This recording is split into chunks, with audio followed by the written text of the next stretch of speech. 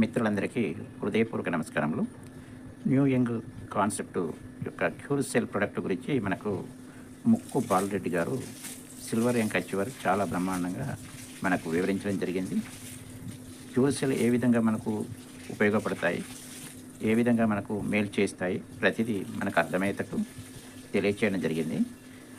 New young చేసే ప్రతి వాళ్ళకు ఈ వీడియో దోహదపడుతుంది. ప్రొడక్ట్లో ఉండేటటువంటి దమ్ము అనేది ప్రతి ఒక్కరికి తెలిసిపోతుంది. ఈ వీడియోను పూర్తిగా ప్రతి ఒక్కరు చూడండి. మీకు టీం పరంగా చాలా దోహదపడుతుందని కోరుకుంటూ మీ మిత్రుడు దాసరి శంకరయ్య.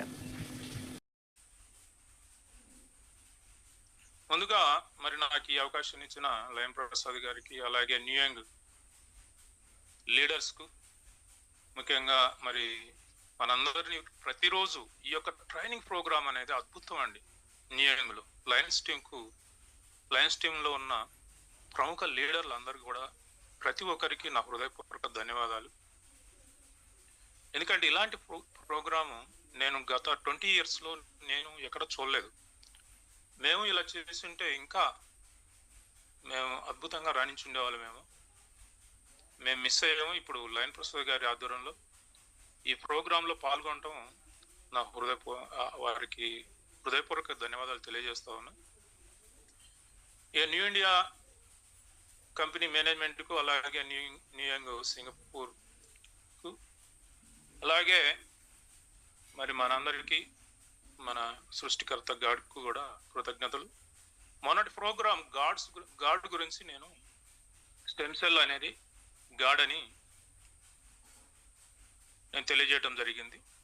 ముందుగా క్యూర్ సెల్ ఎలా ఫార్ములేటెడ్ అవుతుంది, ఎలా ఫార్ములేషన్ అయిందో మనం చూద్దాం.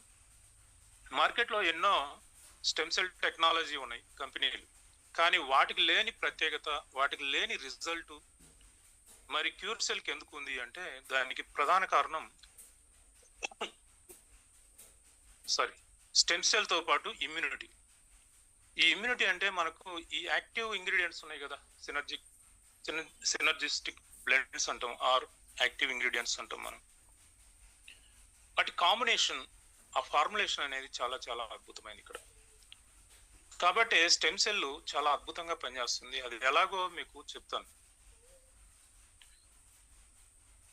Stem cell is the God అనేది ముందు చెప్పి, ఆ తర్వాత స్టెమ్ సెల్ ఎలా పనిచేస్తుంది, దానికి ఇమ్యూనిటీ ఏ విధంగా సపోర్టింగ్ గా ఉండి మన ఆరోగ్యాన్ని కాపాడుతుంది అనేది మనం ఈరోజు తెలుసుకుందాం. సో స్టెమ్ సెల్ గాడ్ అయితే మరి ఇమ్యూనిటీ ఏంటి? రక్షణ వ్యవస్థ, డిఫెన్స్ సిస్టమ్. ఈ రెండు కాంబినేషన్ ఉంటేనే మనం సంపూర్ణ ఆరోగ్యంగా ఉంటాం. అది ఎలాగో నేను ఈరోజు మీకు తెలియజేస్తాను. ముందుగా స్టెమ్ సెల్ ఎలా గాడ్ అయిందో మనం తెలుసుకుందాం. గాడ్ అంటే డెఫినేషన్ ఏంటి?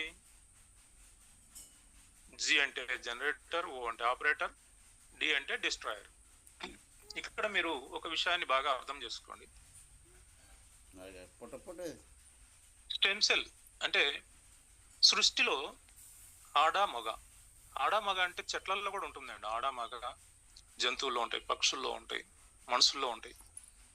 అది సృష్టి ధర్మం అంతే. ఒక తండ్రి బీజం తల్లిని చేరినప్పుడు ఒక చిన్న కణం ఏర్పడుతుంది. మన కంటికి కనిపించని కణం, మన కంటికి కూడా కనిపించదు, మైక్రోస్కోప్ తో చూస్తే కానీ కనిపించదు. దాన్నే మనం స్టెమ్ సెల్ అంటాం. మొదటి కణం, మూల కణం, మదర్ సెల్, ఇలా పేర్లు ఏవైనా ఉండొచ్చు. సో ఆ స్టెమ్ సెల్ నాలెడ్జ్ తో వస్తుంది. అంటే తండ్రి యొక్క అది ట్రావెల్ చేస్తుంది. అది ఎప్పుడు పుట్టిందో తెలియదు. మన శరీరము పుడుతుంది, పెరుగుతుంది, నశిస్తుంది. కానీ ఈ నాలెడ్జ్ అనేది ఎప్పుడు నుంచి వస్తుందో కొన్ని వందల వేల కాదు లక్షల సంవత్సరాల నుంచి కూడా అది ట్రావెల్ చేయొచ్చు. అది ఆ నాలెడ్జ్, మన కంటికి కనిపించని ఆ యొక్క కణము నాలెడ్జ్ తో మనకు తల్లి గర్భాన్ని చేరి అక్కడి నుంచి బిల్డ్ చేయటం మొదలవుతుంది. దీన్ని మన శరీరం, ఈ రోజు మనం ఈ శరీరం ఇంతగా ఉంది అంటే దానికి కారణం ఒకే ఒక కణం. It is called stem cell or మూల కణం. ఈ స్టెమ్ సెల్ ఒకటిగా ఉన్నది, మరి 2 అవుతుంది, 4 అవుతుంది, అలా మల్టిపుల్ అయి 1,00,000 అవుతుంది, 1,00,00,000 అవుతుంది, ట్రిలియన్ అవుతుంది, 100 trillions కూడా మారుతుంది. ఈరోజు మనం అవుటర్ అండ్ ఇన్నర్ బాడీలో చూస్తే బయట కనిపించే కళ్ళు, కాళ్ళు, చేతులు, ముక్కు, తల ఇవన్నీ కూడా ఆ స్టెమ్ సెల్ తో తయారైనాయి. అలాగే లోపల కిడ్నీలు కానీ, లివర్ కానీ, హార్ట్ కానీ, లంగ్స్ కానీ ఇవన్నీ కూడా ఈ స్టెమ్ సెల్ తో తయారైనాయి. సో ఇప్పుడు స్టెమ్ సెల్ ఏమంటారు? క్రియేటర్. క్రియేటర్ ఎందుకు? అదే కదా క్రియేట్ చేసింది.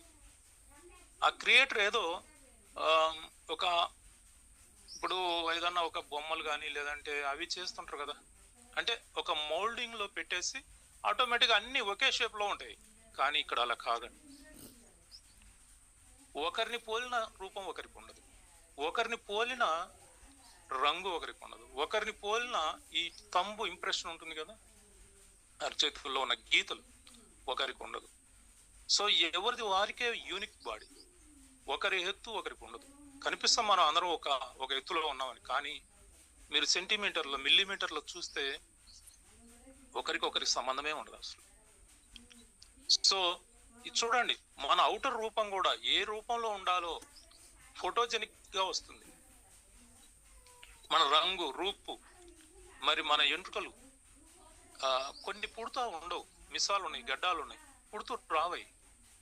కానీ ఎప్పుడు రావాలి, ఎప్పుడు తెల్లబడాలి, ఎప్పుడు ఊడిపోవాలి, ఇవన్నీ కూడా ఇన్ఫర్మేషన్తో వస్తుంది ఈ స్టెమ్ సెల్ అనేది. అటువంటి అన్ని రకాల ప్రతిదీ చూడండి. ఇంకా ఒక 7 ఎనిక్కి పోతే కూడా ఆ రూపం కూడా రావచ్చు మనకు. ఇమ్మీడియట్ పేరెంట్సే మన కన్నా తల్లిదండ్రుల రూపమే రావాలనేది ఏం లేదు. చాలా మందిలో మేనమామ, మేనత్త పోలికలు కానీ ఇంకా అంతకు ముందు పోలికలు, అంత ముందు ఈ తరాల పోలికలు కూడా వస్తాయి. అంటే ఎంత ఇన్ఫర్మేషన్, ఎంత నాలెడ్జ్తో ఆ స్టెమ్ సెల్ వస్తుందో మీరు అర్థం చేసుకోండి. దాన్నే మనం బ్రహ్మ అంటున్నాం. ఎందుకు? క్రియేటర్ కదా, అదే కదా మన బాడీ మొత్తానికి తయారు కావటానికి. మరి కిడ్నీలు కానీ, లివర్ కానీ ఇవన్నీ ఆటో ఫంక్షన్. ఇప్పుడు మనం చెప్తే కిడ్నీ పనిచేయదు, మనం చెప్తే లివర్ పనిచేయదు. అవన్నీ ఆటో ఫంక్షన్ గా తయారవుతున్నాయి. ఆ నర్వస్ కొన్ని చూసారంటే చాలా మైన్యూట్ గా ఉంటాయి అసలు. ఇది మన ఒక్కరి బాడీయే కాదండి, సృష్టిలో ప్రతి దేహం కూడా ఈ స్టెమ్ సెల్ తో తయారైంది. కాబట్టి స్టెమ్ సెల్ ఏమంటాం మనం? బ్రహ్మ. ఇక అన్ని అవయవాల్లో ఉన్నది అదే కదా. ఈ అవయవాల్లో స్టెమ్ సెల్ ఉంటే మరి ఆ అవయవాల్లో స్టెమ్ సెల్ తో పాటు ఇతర కణాలు కూడా ఉంటాయి. ఇతర కణాలు ఎక్కడి నుంచి వచ్చినాయి? స్టెమ్ సెల్ నుంచే వచ్చినాయి. మీకు బాగా అర్థం కావాలి అంటే తేనె పట్టు ఉంటుంది. ఎవరికైనా మీకు ఐడియా ఉందా? ఈ తేనె పట్టులో రాణి తేనెటీగానే ఉంటుంది. ఒకటే ఉంటుందండి, ఒక తేనె పట్టు ఒకటే ఉంటుంది రాణి తేనెటీగ. మిగతా అన్ని తేనెటీగలు దాని నుంచి వచ్చినాయి. వాటిని ఏమంటారు తెలుసా? కూలి తేనెటీగలు అంటారు. అంటే ఆ రాణి తేనెటీగ ఆజ్ఞలను పరిపాలిస్తూ దానికోసమే జీవిస్తూ ఉంటాయి అన్నమాట.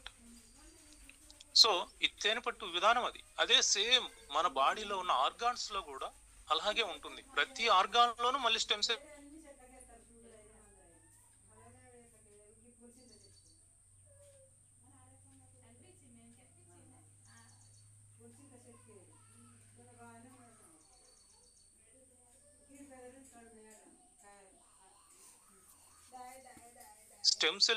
స్టెమ్ సెల్ నుంచి సెల్స్ కమ్ముతాయి.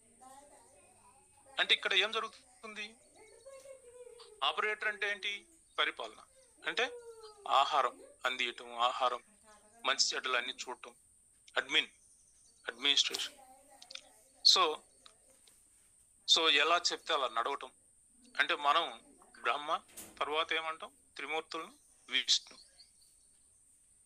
సో స్టెమ్ సెల్ తో సంబంధం లేకుండా ఇతర సెల్స్ ఏ పని చెయ్యవు.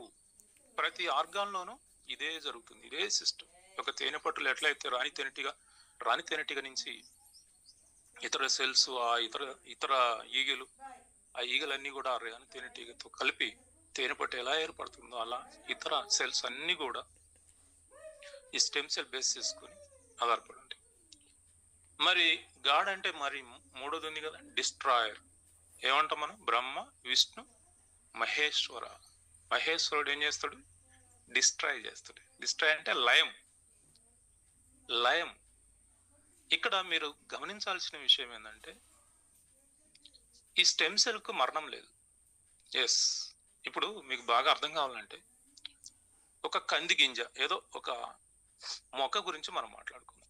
ఒక కంది గింజ మీరు కంది గింజనుగా చూస్తే ఇదేముంది, తింటే నోట్లో అయిపోతుంది, ఆహారం అయిపోతుంది అనుకుంటాం. దాన్ని భూమిలో పెట్టండి కొంచెం తడి చేసి, అదేమవుతుంది, మొక్కగా, అంటే గింజ ఫలదీకరణ చెంది మొక్కగా బయటికి రావడానికి భూమిని కూడా చీలుస్తుంది. మీరు పల్లి గింజ కానీ కంది గింజ కానీ ఏది తీసుకున్నా కూడా ఆ భూమిని కూడా చీల్చేంత శక్తి దానికి వస్తుంది. అంతే కదండో. మీరు కంది గింజ పెడితే కంది గింజ ఏ రూపంలో ఎలా ఉండాలి, ఎలా కాయలు కాయాలి, ఎప్పుడు కాయాలి, ఈ ఇన్ఫర్మేషన్ అంతా దానికి ఉంది కాబట్టే కంది గింజ, కంది చెట్టు కంది కాయలే కాస్తుంది, చింతకాయలు కాయదు అది. అంటే మీరు సాధారణమైన రోజు పప్పు వండుకుండే లేదు చట్నీలు వేసుకుండే పల్లీలైనా కంది గింజల్లోనైనా ఎంతో ఇన్ఫర్మేషన్, నాలెడ్జి ఉంది అని చెప్తున్నాను. అది ఎప్పుడు బయటకు వస్తుంది, ఆ ఫలదీకరణ చెందినప్పుడు, ఆ ఇత్తనాన్ని మనం భూమిలో పెట్టినప్పుడు. ఇలాగే ఇప్పుడు ఆ కంది గింజ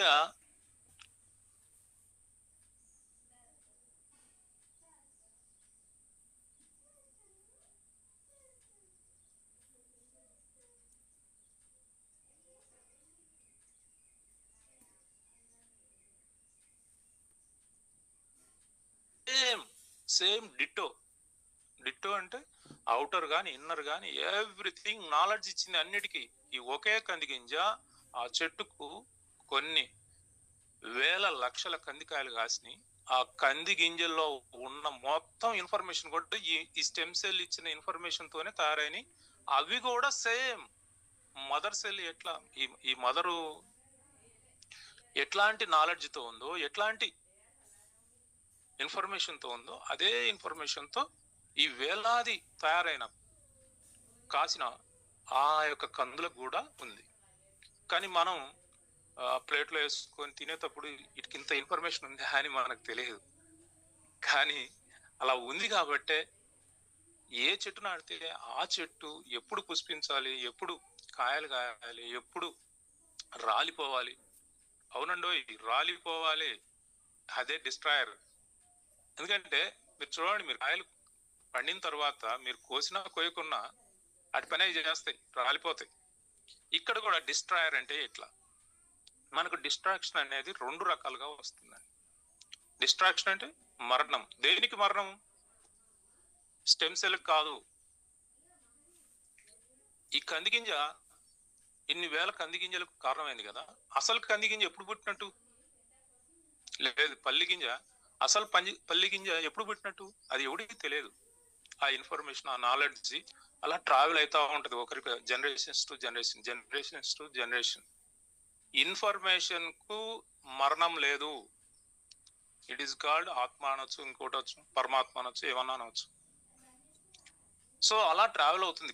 అవుటర్ గింజ మాత్రమే మనం తింటే ఆహారం అవుతుంది. ఇక్కడ కూడా మన దేహం పుడుతుంది, పెరుగుతుంది, పోషించబడుతుంది, ఆ తర్వాత మరణిస్తుంది ఏదో ఒక రోజు. దానికంటూ ఒక బర్త్ డేట్ ఉన్నప్పుడు డెత్ డేట్ కూడా ముందే ఫిక్స్ అయిపోయింది. ఎవరికి తెలిసింది? స్టెమ్ సెల్ కు మాత్రమే తెలుసు. స్టెమ్ సెల్ రెండు రకాలుగా డిస్ట్రాక్ట్ చేస్తుంది మన బాడీని. ఒకటి ఇరిటేషన్ వచ్చినప్పుడు. ఇరిటేషన్ ఎందుకు వస్తుంది అంటే చెప్తాను, అది కూడా చెప్తాను ఎందుకు ఇరిటేషన్ వచ్చిన సందర్భంలో డిస్ట్రాక్షన్ చేస్తా ఉంది. రెండోది న్యాచురల్ గా, అంటే మనం పుట్టక ముందే డిసైడ్ అయి ఉంటది ఎందుకంటే చూడండి, మీకే తెలుస్తుంది. ఇప్పుడు మనం పుట్టినప్పుడు గడ్డాలు మీసాలు లేవు కదా, ఇంకా కొన్ని అవయవాలు లేవు కదా.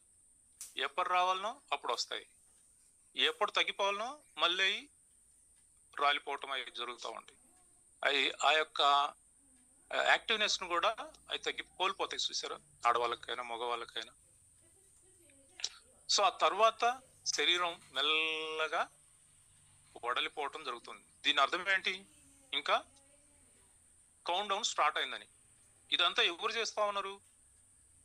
ఈ స్టెమ్ సెల్ అన్ని అవయవాల ఆర్గాన్స్ లో కూడా. అయితే ఇక్కడ ఒక చిన్న విషయం మీకు చెప్పాను కదా, 2 రకాలుగా డిస్ట్రాక్షన్ ఉంటుంది అని. ఒకటేమో న్యాచురల్, దాన్ని ఎవరూ ఆపలేరు, ఎవరికి తెలియదు కూడా. సైన్స్ ఎంత డెవలప్ అయినా కూడా ఈ ప్రక్రియను ఎవరు ఆపలేరు, ఆపటానికి సాధ్యం కాదు.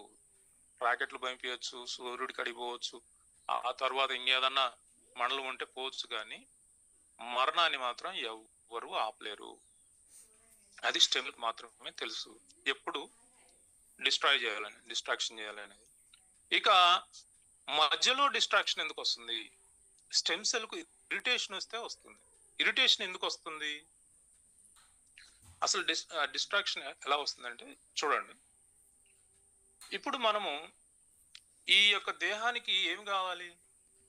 మన బాడీ పోషించబడాలంటే ఏం కావాలి? న్యూట్రిషన్ కావాలి, అవునా? న్యూట్రిషన్ కావాలి. న్యూట్రిషన్ అంటే vitamins, minerals, carbohydrates, proteins, fat and fibre. మనం తినే ప్లేట్లో మన నాలుగు రుచిగా ఉందా లేదా అనేది మనం చూడాల్సిన పని లేదు. ఇవన్నీ ఉన్నాయా లేవా అనేది చూడాలి. ఎందుకు? మన సెల్స్ కావాల్సిన న్యూట్రిషన్.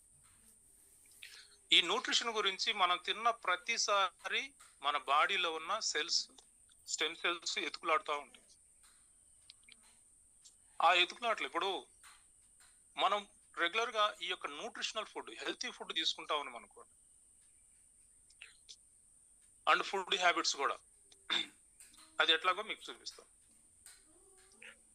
అది ప్రతిరోజు ఏం చేస్తుంది? న్యూట్రిషనల్ వాల్యూ ఉన్న ఫుడ్ ఉందా లేదా అనేదే మనం తిన్న తర్వాత బ్లడ్ లో ఎతుకుతూ ఉంటుంది.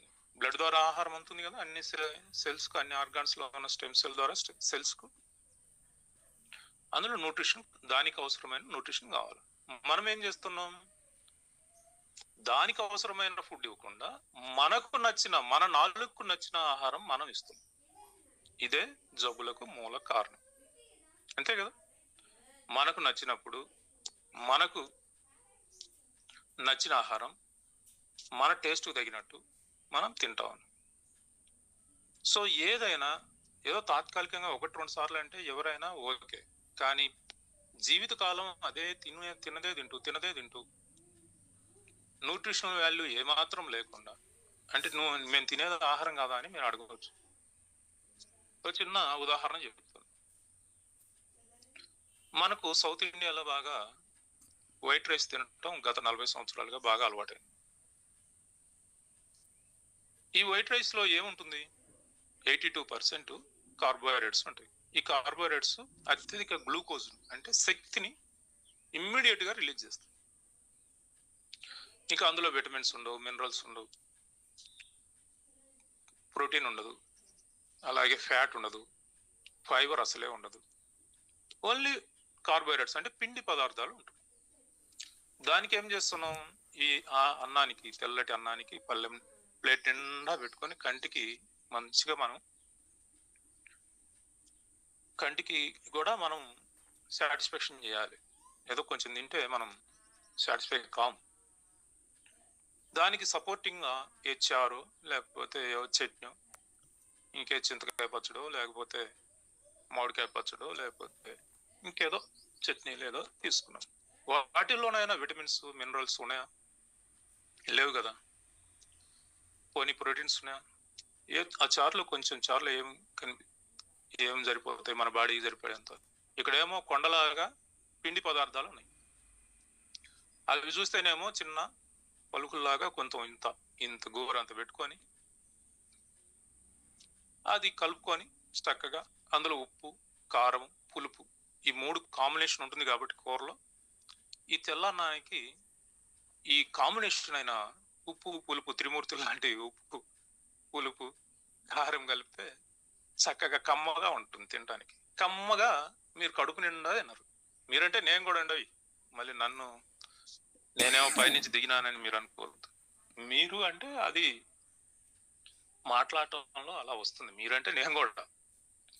సో ఈ కమ్మగా కడుపు నిండా తిన్న ఆహారంలో మన బాడీలో ఉన్న సెల్స్ అవసరమైన న్యూట్రిషన్ పోషకాలు ఉన్నాయా? దానికి ఏం కావాలి? దానికి అవసరమైన పోషకాలు కావాలి. మనం ఏం చేసాము? మనకు టేస్టీగా ఉన్న నాలుగు కమ్మగా ఉన్న ఆహారం తిన్నాం.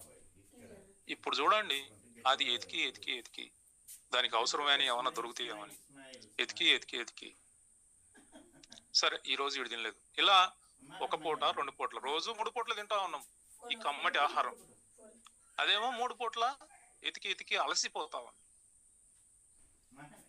అలసిపోయినా దొరకట్లేదు. ఇలా రోజు మనం తినటం, అది ఎతకటం, అలసిపోవటం, ఒక రోజు కాదు 3 సార్లు. సో ఈ వరదలాగా వచ్చిన ఆహారాన్ని, అనవసరపు ఆహారాన్ని ఏం చేయాలనో దానికి అర్థం కావట్లేదు. ఇప్పుడు ఒక చెట్టుకు మీకు అర్థం కావటానికి చెప్తాను, నీరు లేకపోయినా చనిపోతుంది, నీరు ఎక్కువైనా కూడా చనిపోతుంది, తెలుసు కదా. అంటే ఏది ఎంత మేరకు అందాలనో అంత మేరకు అందితే బాగుంటుంది. కానీ ఇక్కడ రోజు కమ్మగా తిన్న ఆహారం మన బాడీలో ఉన్న సెల్స్ కు పోషకాలు అందివ్వలేకపోవటం వల్ల, అందులో ఉన్న పోషకాల కోసం ఎతికి ప్రతిరోజు 3 సార్లు 4 సార్లు 5 సార్లు కూడా ఎతికి సంవత్సరాల తరబడి ఎతుకుతూ అలసిపోయి ఇరిటేషన్, కోపానికి గురవుతుంది. ఎవరు? Stem cell. ఏ ఆర్గాన్ లో స్టెమ్ సెల్ కోపానికి గురైందో ఆ ఆర్గాన్ లో ఏం జరుగుతుంది అంటే, ప్రతి కణము కూడా మనం పుట్టినప్పుడున్న కణాలు మరణించేదాకా ఉండవు. ఈ సెల్స్ జనన మరణాలు ఉన్నాయి. మనకున్నట్టే మనమేమో కొన్ని సంవత్సరాలకు మరణిస్తాం, కానీ మన బాడీలో ఉన్న సెల్స్ నిరంతరము కొన్ని జనిస్తూ ఆ ప్లేస్ లో కొత్తవి మళ్ళీ తయారైతూ, మరణించిన ప్లేస్ లో మళ్ళీ కొత్తవి తయారైతూ, ఈ ప్రాసెస్, ఈ రీప్రొడక్షన్ ప్రాసెస్ అనేది నిరంతరం జరుగుతూ ఉంటుంది. ఇప్పుడు స్కిన్ సెల్స్ ఉంటే ప్రతి 26 రోజులకు ఒకసారి మారిపోతూ ఉంటాయి. బ్రెయిన్ సెల్స్ ప్రతి 44 రోజులకు ఒకసారి మారిపోతూ ఉంటాయి. బ్లడ్ సెల్స్ 120 డేస్కి ఒకసారి మారిపోతూ ఉంటాయి. సేమ్ అవే సెల్స్ మళ్ళీ రిపీట్ అవుతాయి అనమాట, రీజనరేట్ అవుతాయి. బోన్ సెల్స్ 2 years కి ఒకసారి మారిపోతూ ఉంటాయి. ఈ ప్రాసెసింగ్ అనేది స్టెమ్ సెల్ పర్యవేక్షించాలి. ఎందుకంటే దాని ఆధారంలోనే కదా ఇతర సెల్స్. ఇలా ఇరిటేషన్ గురైన ఈ స్టెమ్ సెల్ మరి ఈ రీప్రొడక్షన్ సిస్టమ్ ను ఏమవుతుంది?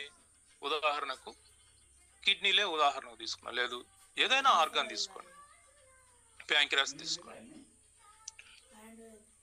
ఈ ప్యాంక్రియాస్ లో లేదు కిడ్నీలో ఏదో ఒక అవయవం, ఈ అవయవంలో 1,00,000 కణాలు ఈరోజు మరణించినాయి.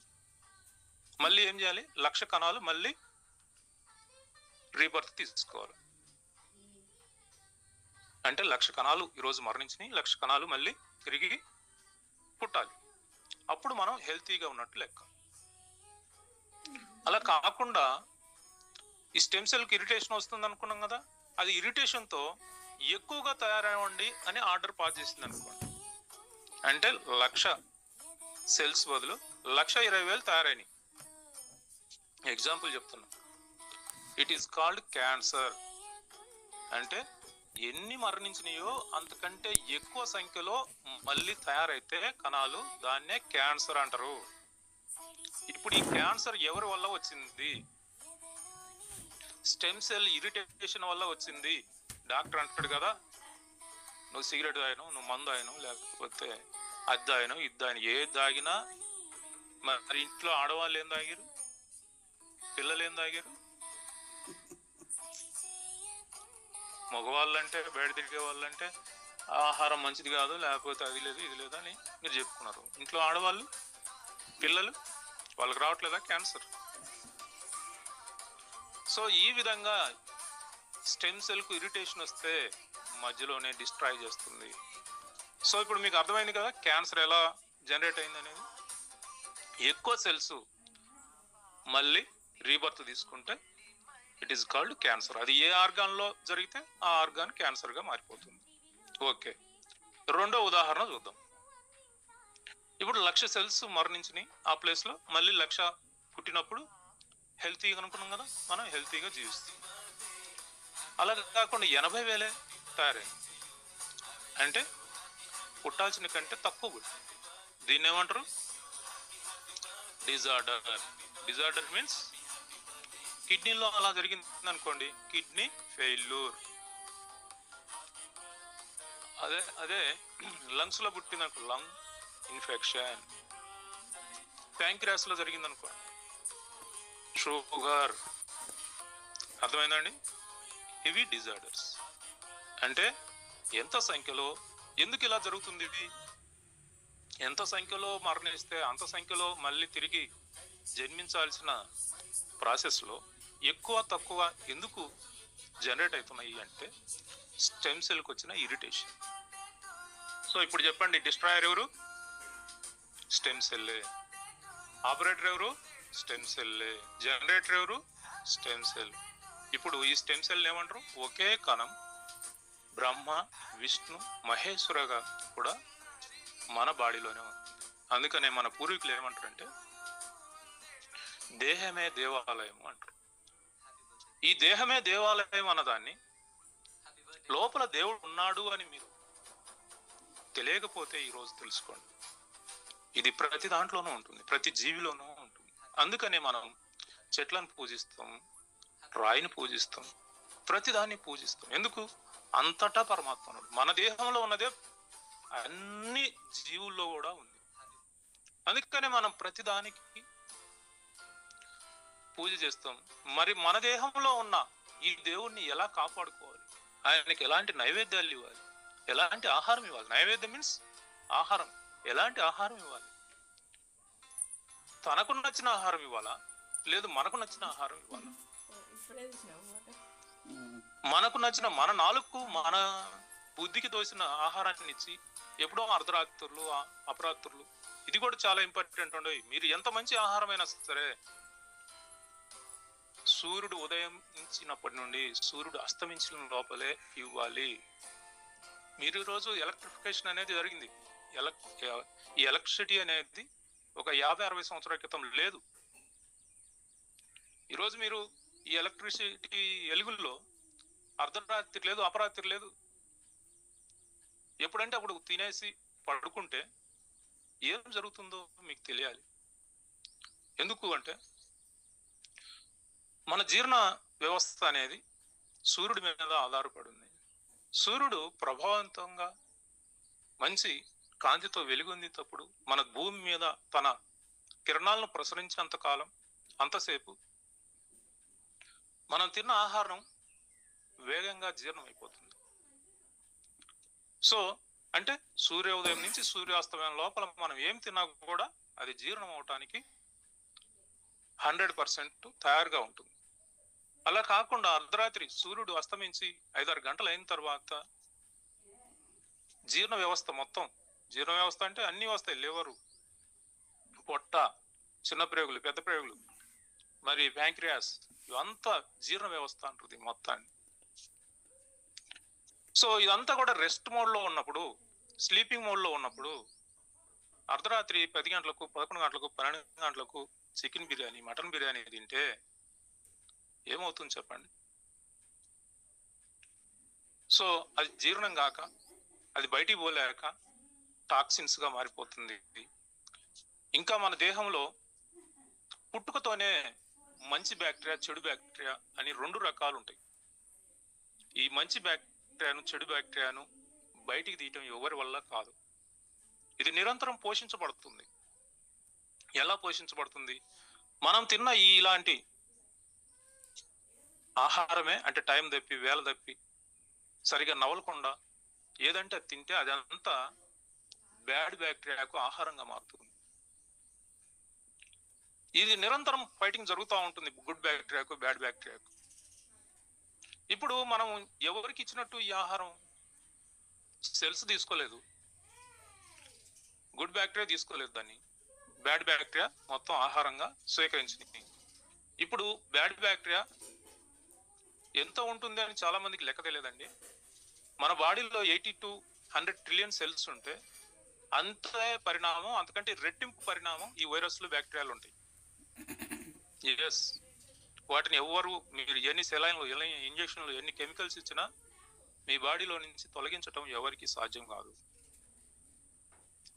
సో మన ఆహారం సెల్స్ కు ఫుడ్ కావాలి. మంచి బ్యాక్టీరియాకు అది ఆహారంగా మారాలి, కానీ చెడు బ్యాక్టీరియాకు ఆహారం అందకూడదు. కానీ మనం సరైన ఆహారపు అలవాట్లు మనం గాన అలవర్చుకోకపోతే మనం తినే ఆహారం అంతా కూడా బ్యాడ్ బ్యాక్టీరియాకు ఆహారంగా మారుతుంది. అంటే మన శత్రువులు ఎక్కడో లేరు, బయట ఉంటే మనం ఏదైనా చేయొచ్చు, లోపలే ఉన్నారు. ఈ బ్యాడ్ బ్యాక్టీరియా డెవలప్ అవుతా ఉంటే ఆర్గాన్స్ ను పట్టుకుంటుంది. అప్పుడు ఇమ్యూనిటీ కీలక పాత్ర వహించాలి. దాని గురించి కూడా మనం తెలుసుకున్నాం. బోర్ పడుతుందా? సో ఇప్పుడు స్టెమ్ సెల్ గురించి ఓకేనండి. మరి ఇమ్యూనిటీ అంటే ఏంటి? మార్కెట్లో ఎన్నో స్టెమ్ సెల్ కంపెనీలు ఉన్నాయి. అవన్నీ ఎందుకు ప్యూర్ సెల్ లాగా పనిచేయట్లేదు అంటే కారణం ఒకటే, ఈ ఫార్ములేషన్ డిఫరెంట్. అంటే స్టెమ్ సెల్ అండ్ ఇమ్యూనిటీని రెండు బ్యాలెన్స్ చేసే విధంగా ఈ ఫార్ములేషన్ ఉంది. అలా చేయకపోతే ఓన్లీ స్టెమ్ సెల్ మాత్రమే ఇస్తే అది రిపేర్ చేయగలుగుతుంది, కానీ అది ఎక్కువ కాలం ఉండదు. ఇది దీనికి మీకు ఉదాహరణ చెప్తే బాగా అర్థమవుతుంది. సో ఇమ్యూనిటీ కూడా చాలా ప్రాముఖ్యత కలిగి ఉంది మన బాడీలో. ఇది కూడా స్టెమ్ సెల్ నుంచి వచ్చిందే. స్టెమ్ సెల్ కాంది ఏది లేదు. కానీ ఇమ్యూనిటీ రక్షణ వ్యవస్థ నిరంతరము, ఇమ్యూనిటీ అనేది అవుట్ సైడ్ నుంచి వైరస్లు బ్యాక్టీరియాలు రాకుండా లోపలికి, లోపల ఉన్నాయి హాని చేయకుండా నిరంతరం యుద్ధమే చేస్తుంది. ఆ యుద్ధంలో ఇమ్యూనిటీ గెలిస్తే మనం జీవించి ఉంటాం, ఓడిపోతే మనం తర్వాత ఓల్డ్ లేదు, మీరే ఊహించుకోండి. ఈ యుద్ధంలో మనం ఎవరికి హెల్పింగ్ గా ఉండాలి? వైరస్లకు, బ్యాక్టీరియాలకా, లేకపోతే మన బాడీలో ఉన్న ఇమ్యూనిటీగా? మనం తినే ఆహారం ఎవరికి సపోర్ట్ కావాలి? ఎవరికి సపోర్ట్ కావాలంటే ఇమ్యూనిటీకి సపోర్ట్ కావాలి, స్టెమ్ సెల్ కు సపోర్ట్ కావాలి, సెల్స్ కు సపోర్ట్ కావాలి. కానీ మనం తినే ఆహారపు అలవాట్లు సరైనవి కాకపోవటం వల్ల అవి వైరస్లకు, బ్యాక్టీరియాలకు హెల్ప్ అవుతున్నాయి. అవి ఇంకా బాగా డెవలప్ కావడానికి కారణమవుతా ఉంది. దీన్ని సరిదిద్దుకోవాలి, మనందరం కూడా సరిదిద్దుకోవాలి. ఆరోగ్యంగా ఉండాలంటే మీరేమి ఎంబీబీఎస్, ఎండీలు చేయాల్సిన అవసరం లేదు. ప్రతి ఒక్కరి జన్మ హక్కు ఆరోగ్యంగా జీవించటం. మీకు మార్కెట్లో ఎన్నో ఆరోగ్యానికి సంబంధించిన బుక్స్ ఉన్నాయి, చదువుకోండి. మీరు ఆరోగ్యంగా ఉండండి, మీ కుటుంబ సభ్యులను ఆరోగ్యంగా ఉంచండి. ఆరోగ్యాన్ని మించిన భాగ్యం లేదు. మీకు ఎన్ని రకాల ఐశ్వర్యం ఉన్నా ఆరోగ్యం లేనప్పుడు అవన్నీ సున్నా. కాబట్టి ఆరోగ్యం గురించి తెలుసుకోవటం ప్రతి ఒక్కరి ప్రాథమిక హక్కు, జన్మ హక్కు. ఆరోగ్యంగా జీవించటం అనేది మనందరి జన్మ హక్కు. ఈరోజు మనం వ్యాధులతో యుద్ధం చేస్తా ఉన్నాం. ఎస్, ఏ హాస్పిటల్ పోయినా ప్రతి ఒక్కరూ అనారోగ్యంతో బాధపడతా ఉన్నారు. ఎందుకు? Lack of knowledge. Only lack of knowledge తోనే, అంటే అజ్ఞానం వల్లనే మనం రోగులుగా ఉన్నాం. ఇలాంటి సిచ్యువేషన్ గతంలో లేదు. మనకు చరిత్రలో ఎప్పుడు కూడా షుగర్ వ్యాధి ఉందని, బీపీ ఉందని, లేకపోతే హార్ట్ ప్రాబ్లం ఉందని, లివర్ ప్రాబ్లం ఉందని మనం ఎక్కడ చరిత్రలో చదువుకోలేదు. మనందరం చదువుకున్నాం కదా హిస్టరీ. వాడి మీద ఈడిద్దని పోయాడని, వాడిని ఈడు చంపాడని, వాడు ఈయన చంపాడని యుద్ధాల గురించి చరిత్ర ఉంది, కానీ వ్యాధుల మీద చరిత్ర లేదు. అంటే వ్యాధులు అనేవి లేవు. మరి అప్పుడు వ్యాధులు లేకపోతే అందరూ ఆరోగ్యంగా ఉన్నారు. మనుషులు మరణించాలంటే రెండే మార్గాలు ఉండేవి. ఒకటి యుద్ధం అన్నా చేయాలా, లేదంటే న్యాచురల్ డెత్ అన్నా రావాలా, లేదంటే ఆకస్మిక మరణం, పాము కాట్లు, తేలు కాట్లు, ఏదో వరదలు, తుఫాన్లు, ఇంతే. ఇదే మరణానికి కారణం. కానీ ఈ రోజుల్లో లాగా మరి వ్యాధులతో మరణించే దుస్థితి ఒక 50 సంవత్సరాల క్రితం లేదు. ఈరోజు ప్రతి ఒక్కరు వ్యాధితో పోరాటం చేస్తా ఉన్నాడు. సరే, ఇప్పుడు ఇమ్యూనిటీ అనేది ఎలా? స్టెమ్ సెల్ ఒక్కటి ఉన్నంత మాత్రాన కొంతవరకే ప్రయోజనము. ఇమ్యూనిటీ దానికి సపోర్టింగ్ గా ఉండాలా. ఉండకపోతే మళ్ళీ మనం రిపీటెడ్ గా వ్యాధిగ్రస్తులం అవుతా ఉంటాం. ఎట్లా, మీకు ఒక ఉదాహరణ చెప్తే బాగా అర్థమవుతుంది అని నేను అనుకుంటున్నాను.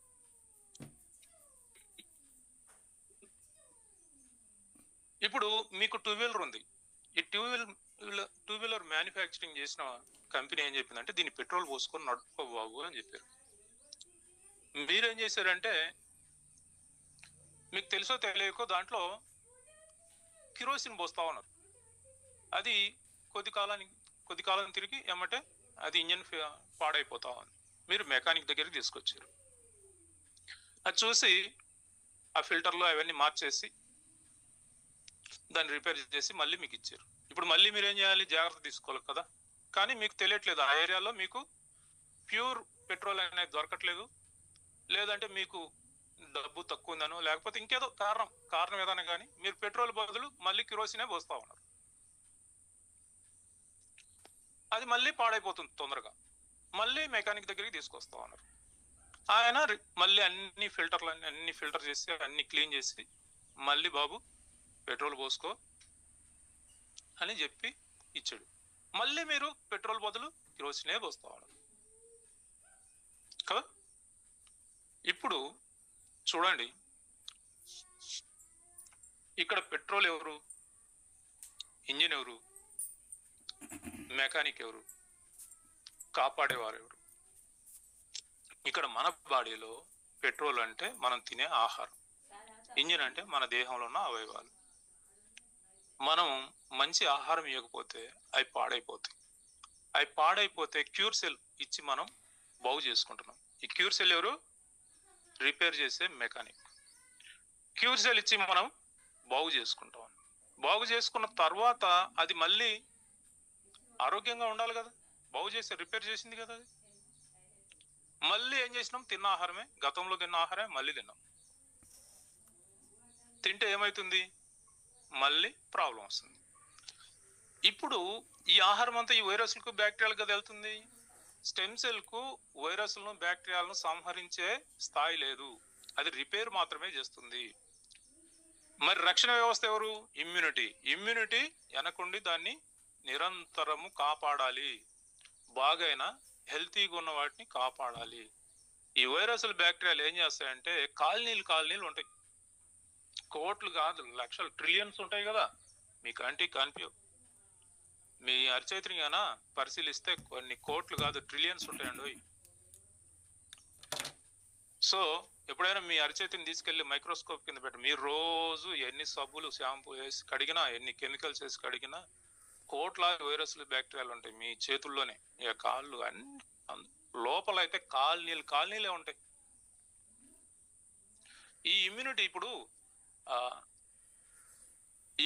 ఎప్పుడైతే మరి మనం ఇచ్చే ఆహారం ద్వారా అది శక్తివంతంగా లేకపోతే ఈ కాలనీలు పెరిగిపోతాయి.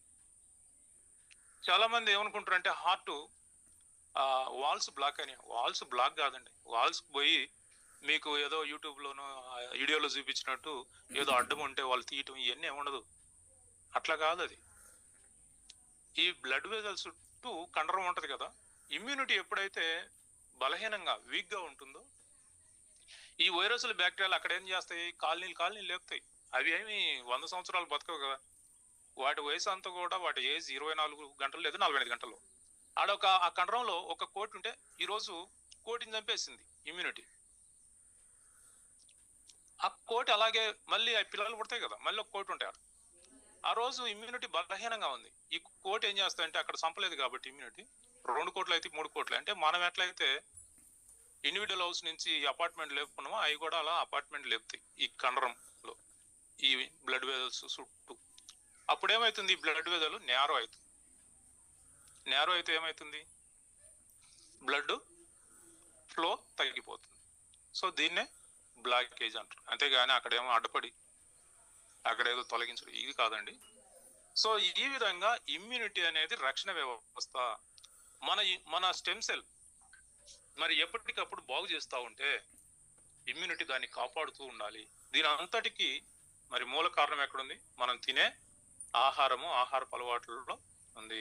మన ఆహారంలో విటమిన్స్ ఉండాలి, మినరల్స్ ఉండాలి, కార్బోహైడ్రేట్స్ ఉండాలి, ప్రోటీన్స్ ఉండాలి, ఫ్యాట్ అండ్ ఫైబర్ కూడా ఉండాలి. ఈ రోజు నుంచి అయినా మీరు మీ విజ్ఞానాన్ని పెంపొందించుకోండి. మీలో డాక్టర్లు ఉండొచ్చు, సైంటిస్టులు ఉండొచ్చు, ప్రొఫెసర్స్ ఉండొచ్చు, లెక్చరర్స్ ఉండొచ్చు, ఎందరో మహానుభావులు, అందరికీ వందనాలు. అలోపతి సిస్టమ్ గురించి నేను మాట్లాడటం లేదు. That is a different. Me body different, allopathy system is different. మీరు ఎక్కడ ఎతుకులాడినా, గూగుల్లో లేదంటే ఎక్కడ ఎతుకులాడినా మీకు అలోపతి సిస్టంలో ఆ ఆర్గాన్ ఎలా పనిచేస్తుంది లేదంటే దానికి ఏమి ఇవ్వాలా తెలుస్తుంది, కానీ మీకు న్యాచురల్ బాడీ ఎలా పనిచేస్తుంది, ఇది ఎట్లా నిర్మితమైంది, ఎలా దీనికి ఏం కావాలనేది మీకు ఎంత ఎతుకులాడినా మీకు ఇంటర్నెట్లో దొరకవు. కానీ మన మహానుభావులు మరి ఎంతో మంది బుక్స్ రాశారు ఆరోగ్యం మీద, ఆరోగ్యంగా ఎలా జీవించాలి, ఎలాంటి ఆహారాలు తీసుకోవాలి అన్న విషయాల మీద. అవి చదవండి, చదివించండి. సో ఈ రోగాలన్నిటికీ మూల కారణం bad food and bad habits. ఇదే జబ్బులకు, వ్యాధులకు మూలం. జబ్బులన్నా వ్యాధులన్నా ఒకటి కాదండి. జబ్బులు అంటే తాత్కాలికంగా వచ్చే జ్వరం, తలనొప్పి, వీటిని ఇల్నెస్ అంటారు. జబ్బులు, జలుబు, దగ్గు, జ్వరం అంటే టెంపరీ వచ్చిపోయే వాటిని ఇల్నెస్ అంటారు. డిసీజ్ అంటే ఇక క్రానిక్ వాటిని డిసీజ్ అంటారు. వీటన్నిటికీ, ఈ జబ్బులకైనా వ్యాధులకైనా మూల కారణం మన ఆహారపు అలవాట్లు. కాబట్టి ఈ రెండింటి కాంబినేషన్తో తయారైన క్యూర్ సెల్ మన బాడీలో ఉన్న సెల్స్ను రిపేర్ చేయగలుగుతుంది. రిపేర్ కాకపోతే ఆ రిపేర్ కాని సెల్స్ను రిమూవ్ చేసేసి కొత్త వాటిని రీజనరేట్ చేయగలుగుతుంది. ఆ రీజనరేట్ అయిన వాటిని, అలాగే ఆల్రెడీ హెల్తీగా ఉన్న వాటిని ఇంకా ఎనర్జైజ్గా, యాక్టివ్గా ఉంచడానికి స్టెమ్ సెల్ తోడ్పడుతుంది. దానికి సపోర్టింగ్గా ఇమ్యూనిటీ, వ్యాధి నిరోధక శక్తి, మరి నిరంతరం ఈ వైరస్లను, బ్యాక్టీరియాలను సంహరిస్తూ ఈ ఏదైతే ఆరోగ్యంగా తయారైన ఈ ఆర్గాన్స్కు రక్షణగా, వాటికి ఇవి హాని చేయకుండా నిరంతరం కాపాడుతుంది ఇమ్యూనిటీ. ఈ రెండు మరి చక్కగా పనిచేసినప్పుడే మనం ఆరోగ్యంగా ఉండగలుగుతాం. దానికి మన ఆహారమే కారణమవుతుంది. సో ఇది ఈ సబ్జెక్ట్ సముద్రం లాంటిది. మనం ఇంకా రాబోయే సెషన్స్లో వాటి మీద ఇంకా డీటెయిల్గా మనం తెలుసుకుందాం. సో క్యూర్ సెల్ అనేది ఒక అద్భుతమైంది. ఇలాంటి అద్భుతమైన ఈ సబ్జెక్ట్ గురించి మాట్లాడటం నా అదృష్టంగా నేను భావిస్తూ, ఓవర్ టు హెచ్సి రావు గారు. సో క్వశ్చన్ అండ్ ఆన్సర్స్ మనం ఇన్వైట్ చేద్దాం. హలో. Yes sir. ఒక నిమిషం.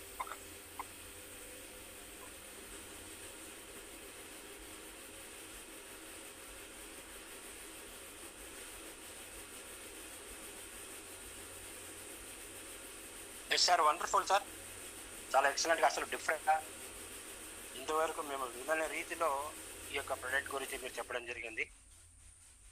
ఒక జనరేటర్గా ఏ విధంగా వర్క్ చేస్తుంది, ఆపరేటర్గా ఏ విధంగా మన ప్రొడక్ట్ పనిచేస్తుంది, అలాగే డిస్ట్రాయర్గా ఏ విధంగా వర్క్ చేస్తుందని యాక్చువల్గా మన మైండ్లో ఎన్నో క్వశ్చన్స్ అన్ని ఎంతో యాక్చువల్గా మేము ఎన్నో క్వశ్చన్స్ మైండ్లో మీకు తెలియకుండా ఉన్నటువంటి క్వశ్చన్స్ అన్నీ కూడా మాకు అన్ని క్లియర్ అయిపోయినట్టుగా మీరు వివరించారు, చక్కగా వివరించారు. చాలా డిఫరెంట్గా, ఇంతవరకు ఎవరు కూడా వివరించని విధంగా ఒక వినూత్నంగా మీరు చాలా చక్కగా చెప్తున్నారు సార్.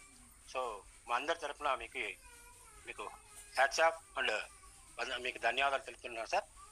అలాగే ఒక ఎగ్జాంపుల్స్ కూడా మీరు చాలా చక్కగా చెప్పారు. ఒక వెహికల్కి ఆ పెట్రోల్ అది గుర్రాజ్ గారు అయితే క్వశ్చన్ అండ్ ఆన్సర్స్ అని చెప్పారు సారు, ఇద్దరు ముగ్గురితో మాట్లాడించండి. ఓకే అండి. సో ఇంతవరకు సార్ చెప్పిన దాన్ని అందరూ విన్నాము. ఎనీ క్వశ్చన్స్ ఉంటే ఒక ఇద్దరు ముగ్గురికి మాత్రము తక్కువ ఉంది కాబట్టి ఒక 10 minutes మనకు మ్యాక్సిమము. దాంతో లోపల ఇద్దరు ముగ్గురికి మనము ఎవరికైనా క్వశ్చన్స్ ఉంటే ఒకసారి ఆన్సర్ చేయండి. ఆల్రెడీ చేసి ఉన్నారు. కిరణ్ మెట్టపల్లి, మీకు అన్మ్యూట్ ఆప్షన్ ఇస్తున్నాను sir. Sir good morning. Good morning అండి. సార్ ఇది ఆర్ఏ ఫ్యాక్టర్ పాజిటివ్ ఉన్న వాళ్ళకు రుమటాయిడ్ ఆర్థరైటిస్ లో ఇది ఏ విధంగా వర్క్ చేస్తుంది, ఏమన్నా రిజల్ట్స్ ఉన్నాయా మన దగ్గర? వెరీ గుడ్ అండి. అదొకటి. రుమటాయిడ్ ఆర్థరైటిస్ అంటే ఈ ఇమ్యూనిటీ ఎక్కువగా పనిచేస్తూ వచ్చే జబ్బు అనమాట, ఆటో ఇమ్యూన్ డిజార్డర్ అంటారు. ఇప్పుడే చెప్పుకున్నాం కదా మనం, ఇమ్యూనిటీ కూడా ఈ యొక్క ఇరిటేషన్ వస్తే మన బాడీలో ఉన్న పార్ట్స్ ను నాశనం చేస్తుంది అనమాట. అందులో దాదాపుగా ఒక 100 రకాల జబ్బులు ఉన్నాయి. ఈ టైప్ 1 డయాబెటీస్ కానివ్వండి, రుమటాయిడ్ ఆర్థరైటిస్ కానీ, లూపస్, ఇలా చాలా జబ్బులు ఉన్నాయి. ఈ యొక్క 100 రకాలు ఉన్నాయి అన్నమాట. ఇవన్నీ ఎందుకు వస్తున్నాయంటే ఇమ్యూనిటీ ఎక్కువగా పనిచేయడం వల్ల వస్తుంది. హలో, సో ఇప్పుడు ఇమ్యూనిటీకి ఇరిటేషన్ తెప్పిస్తున్నారు. దానికి కారణం ఏంటి? అయితే చిన్నపిల్లల్లో కూడా రావచ్చు కదా, వాళ్ళు ఇప్పటి వరకు పెద్దగా ఇది కాలేదు కదా. అయితే ఈ రోజు ఉన్న విషయంలో చూడండి, కడుపులో తల్లి గర్భం నుంచి మనకు మన జర్నీ స్టార్ట్ అవుతుంది. అంటే మొదటిసారి ఎప్పుడైతే స్టెమ్ సెల్ స్టార్ట్ అయిందో అక్కడి నుంచి ఇక మన తల్లి యొక్క తిన్న ఆహారాన్ని బొడ్డు ద్వారా గ్రహించి, హలో వినిపిస్తుందా అండి? వినిపిస్తుంది, చెప్పండి సార్. ఓకే. ఆ తల్లి బొడ్డుతాడు ద్వారా తల్లి తిన్న ఆహారం కూడా ఆ పిల్లకు ఆ బిడ్డకు అందుతుంది. ఈ ఆహారం అనేది శ్రేష్టమైన ఉండాలి, అది ఇమ్యూనిటీకి సపోర్టింగ్ అయ్యేది ఉండాలి. సో తల్లి తినే ఆహారం కూడా మంచిగా ఉండాలి. ఆ తర్వాత పుట్టిన తర్వాత ఈ జంక్ ఫుడ్స్ కు, అలాగే రకరకాల ఇరిటేషన్, ఇమ్యూనిటీకి బూస్ట్ అండ్ బ్యాలెన్స్ అయ్యే ఆహారం, మంచి పౌష్టికాహారం ఇస్తే చక్కగా పనిచేస్తుంది. ఇది ఈ రుమటాయిడ్ ఆర్థరైటిస్ అనేది ముఖ్యంగా ఎక్కువగా ఆడవాళ్ళల్లో ఎక్కువ వస్తుంది. సో వారి ఆహారపు అలవాట్లే దానికి కారణం. దాన్ని సరిదిద్దుకుంటే, ఆహారాన్ని సరిదిద్దుకొని క్యూర్ సెల్ తీసుకుంటే చక్కగా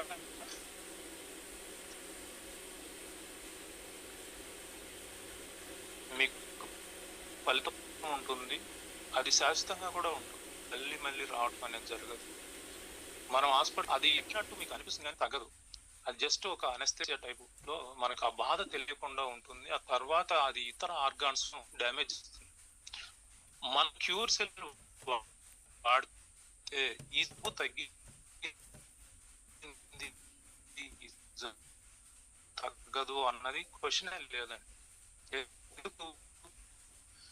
కాబట్టి ఏ ప్రాబ్లం అయినా అది తగ్గిస్తుంది కానీ ఎప్పటికీ అది శాశ్వతంగా ఆ వచ్చిన ఫలితం నిలబడాలంటే మాత్రం మంచి ఆహారపు అలవాటు తీసుకోవాలి.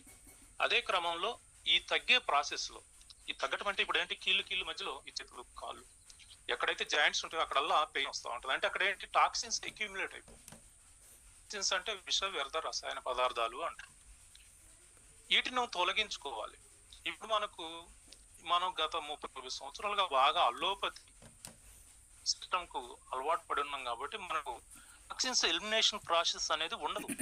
ఇలా వేసుకుంటే అలా ఎమ్మటే తగ్గిన సిస్టమ్ ఉంటాయి కానీ అసలు టాక్సిన్స్ ఎలిమినేషన్ అనే ప్రాసెస్సే తెలియదు చాలా మందికి. కానీ ప్రతి ఒక్క నియం డిస్ట్రిబ్యూటరు మైండ్ లో పెట్టుకోవాల్సింది, మీరందరూ కూడా లీడర్లు ఎక్కువ ఉన్నారు కాబట్టి మన ప్రొడక్ట్ ఇచ్చే ముందలే వారికి టాక్సిన్స్ ఎలిమినేషన్ ప్రాసెస్ గురించి చెప్పాలి. దీన్నే హీలింగ్ క్రైసిస్ అంటారు. అంటే ఇప్పుడు చూడండి, వీళ్ళు కిరణ్ గారు అడిగారు, ఈ రుమటాయిడ్ ఆర్థరైటిస్ కు మనం అనే ప్రాబ్లం కు మీరు వాడుతా ఉన్నారు క్యూర్ సెల్, ఖచ్చితంగా తగ్గుతుంది. ఆ తగ్గే ప్రాసెస్ లో కొద్ది కాలం అయిన తర్వాత, అది రోజుల వారాలు అనేది మనకు తెలియదు, బాడీలో ఉన్న టాక్సిన్స్ ని బట్టి అవి మరి బయటకు వెళ్ళిపోవాలి కదా. ఆ జబ్బు క్యూర్ కావాలంటే ఆ టాక్సిన్స్ బయటకు వెళ్ళిపోవాలి, అంటే విషవ్యర్థ రసాయన పదార్థాలు బయటకు వెళ్ళిపోవాలి. జబ్బుకు అయ్యే కారణమైంది.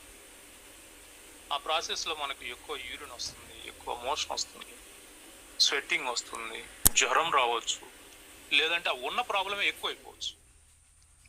షుగర్ కూడా చూడండి, చాలా మందికి ఎక్కువ తక్కువ అప్ అండ్ డౌన్స్ అవుతా ఉంటాయి. మొదట్లో తగ్గినప్పుడు సంతోషపడతాడు, ఆ తర్వాత మళ్ళీ రిపీట్ తీసుకునేందుకు మళ్ళీ పెరిగి ఉంటాయి.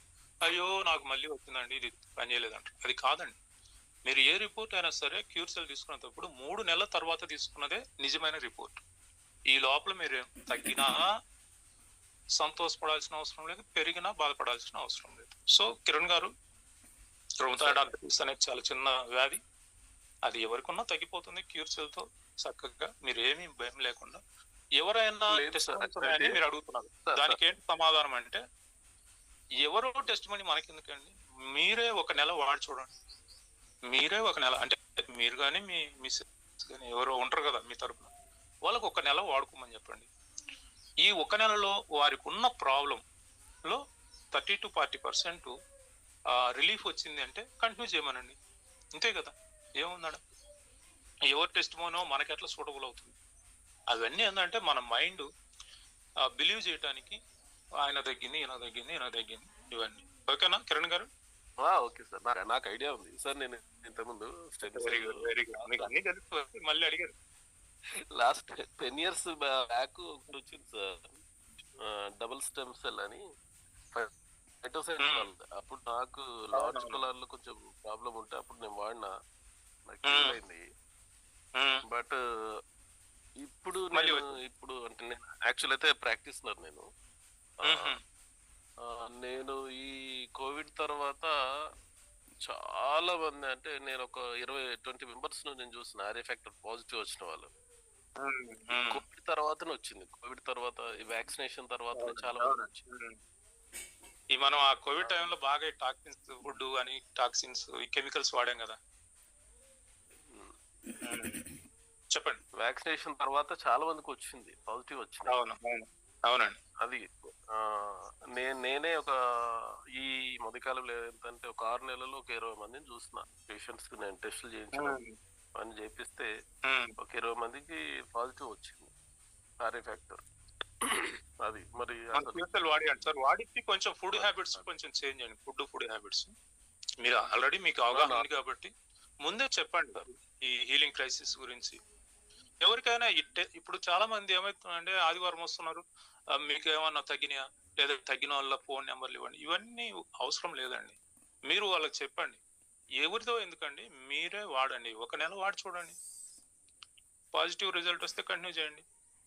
99.999% వాళ్ళు మంచిగా రిలీఫ్ అవుతారండి ఫస్ట్ మంత్ లోనే.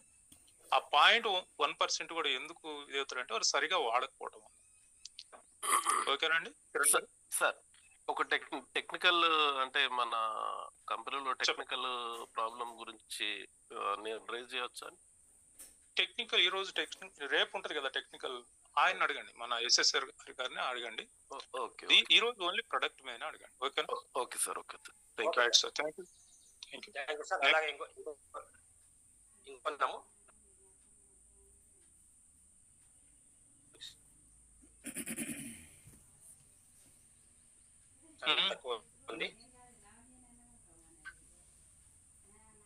రాజేందర్ గారు, మీకు అన్మ్యూట్ ఇస్తాను.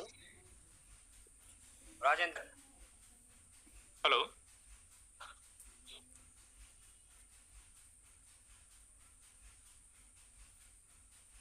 రాజేంద్ర గారు కాన్ చేసుకొని.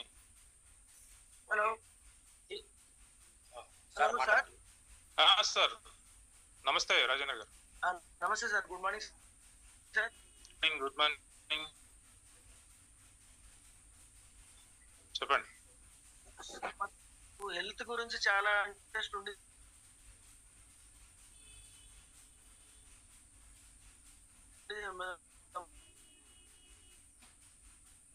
మొదటి నుంచి యోగా చేసుకుంటూ 8 years స్కూల్లో ఇప్పుడు అది ఎంత కాలంలో రిజల్ట్స్ వస్తుంది అనేది మన బాడీ మెటబాలిజం మీద డిపెండ్ అయి ఉంటుంది సార్. బాడీ మెటబాలిజం అనేది మన ఏజ్, మన డిసీజ్, మనం వాడే మెడిసిన్ మీద ఆధారపడి ఉంటుంది, మనం తినే ఆహారం మీద ఆధారపడి ఉంటుంది. కానీ ఇందులో క్యూర్ సెల్ వాడిన వాళ్ళకు 100కు 100% రిజల్ట్ రావాల్సిందే. అయితే కొంతమందికి 10 రోజుల్లోనే వస్తుంది, కొంతమందికి 40 రోజులు అయినా కూడా రాదు. ఎందుకు ఈ డిఫరెన్స్ అనేది చెప్తాను. మేము పరిశీలించిన దాన్ని బట్టి, ఇప్పుడు సపోజ్ కొంతమంది ప్యూర్ వెజిటేరియన్స్ ఉంటారు. ప్యూర్ వెజిటేరియన్స్ లో కూడా అల్లం వెల్లుల్లి కూడా తినరండి. కొన్ని జైన్ కమ్యూనిటీ లాంటి వాళ్ళు ఉంటారు అనమాట, వారికి చాలా ఫాస్ట్ గా రిజల్ట్ వస్తుంది. కొంతమంది వెజిటేరియన్స్ ఉంటారు, వాళ్ళకు తొందరగానే రిజల్ట్ వస్తుంది. కొంతమంది అకేషనల్ నాన్ వెజిటేరియన్స్ ఉంటారు, అంటే వారానికి 1-2 సార్లు నాన్ వెజ్ తినేవారు, వారికి కొద్దిగా లేట్ అవుతుంది. కొంతమంది ఇక ప్యూర్లీ ఈ నాన్ వెజిటేరియన్స్ అందులో కూడా బీఫ్ తింటారు బాగా. వాళ్ళకు 40 days కాదు 2 months అయినా కూడా రావటం కష్టమే, కానీ ఖచ్చితంగా వస్తుంది. ఓపిక్గా పేషెంట్స్గా అది వారికైనా వాడితే ఖచ్చితంగా వారికి కూడా వస్తుంది. కాబట్టి మీరు 1 month అనేది టార్గెట్ పెట్టుకొని స్టార్ట్ చేయండి. 1 month లో మీరు అలాంటి సిచ్యువేషన్ లేదు కాబట్టి ఖచ్చితంగా రిజల్ట్ వస్తుంది. మన ఆహారం కూడా కొంచెం చేంజ్ చేసుకోండి. ఆహారం చేంజ్ చేసుకోవడం అనే దాని మీద నేను నెక్స్ట్ క్లాస్లో తీసుకుంటాను, ఎలాంటి ఆహారం అయితే మనకు బాగుంటుంది అనేది. Sir thank you sir. Okay sir, okay, all the best. Next ఇంకెవరినైనా ఇస్తారా? హెచ్డి రావు గారు ఇంకొక ట్రైన్ ఇవ్వచ్చు, నో ప్రాబ్లం. సార్ 8 అయిపోయింది sir time. Okay okay Baba గారు, right sir. Thank you Baba గారు, thank you very much. Thank you అండి, thank you very much. Right sir, అందరికి మరొకసారి అందరికి హ్యాపీ మార్నింగ్. సార్ క్లోజ్ చేసేయండి సార్. మనం క్లోజ్ చేస్తున్నామా సార్? క్లోజ్ చేసేయండి సార్. హెచ్జిరావు గారు క్లోజ్ చేసేయండి. ఓకే అండి, అందరికి మరొకసారి అందరికి మన ఫ్యూచర్ ఫ్యామిలీలో ఈ రోజు నిజంగా ఒక అద్భుతమైన సెషన్ ని, అందరికి మంచి అవగాహన ప్రోడక్ట్ మీద అయినా సరే ఏదైనా సరే మనకి మన ముక్కు బాలరెడ్డి సార్ ఇచ్చిన క్లాస్ ఈ రోజు నిజంగా చాలా అద్భుతం అండి, అద్భుతం. చూడండి, మన దగ్గర ప్రతిరోజు ఒక టైప్ ఆఫ్ సెషన్స్ జరుగుతూ ఉంటాయి. అవి మన టీంలో ఎవ్వరు కూడా మిస్ చేయకూడదు. ఈ రోజు స్ట్రెంత్ కూడా బాగా మంచిగా వచ్చారు. ఇంకా కూడా వేకెంట్ ఉంది కదా, ఆ వేకెంట్ కూడా ఫిల్ చేసుకోండి 1000. ఓకే సార్, బాలరెడ్డి సార్ ఈ రోజు ఎంటైర్ లైన్ టీమ్ తరపు నుంచి, నా తరపు నుంచి మీకు నిజంగా ప్రత్యేకమైన ధన్యవాదాలు sir. Thank you so much. Thank you sir, thank you very much. Hats off sir, hats off. Really great, very great session. Thank you, చాలా బాగుంది. ఇలాగే మన దగ్గర ఉన్న ఆల్ ది ఎక్స్పర్ట్స్ అండి, అందరూ కూడా ఆల్ ది ఎక్స్పర్ట్స్ చాలా మంచి ఇన్ఫర్మేషన్ మనకి ఇస్తూ ఉంటారు. కాబట్టి అందరూ కూడా మంచి ఎడ్యుకేషన్ తీసుకోండి. ఒక్కటి గుర్తుంచుకోవాలండి అందరూ కూడా, you should learn, you should earn అనేసి మనకు ఒక ఇంగ్లీష్ ప్రావర్బ్ ఉందండి. మీరు ఖచ్చితంగా సంపాదన నేర్చుకోవాలి అంటే హలో సార్ క్లోజ్ చేసేయండి సార్ సెషన్. సార్ అయిపోయింది సార్, అయిపోయింది. హెచ్జిరావు గారు సార్ క్లోజ్ చేస్తాను.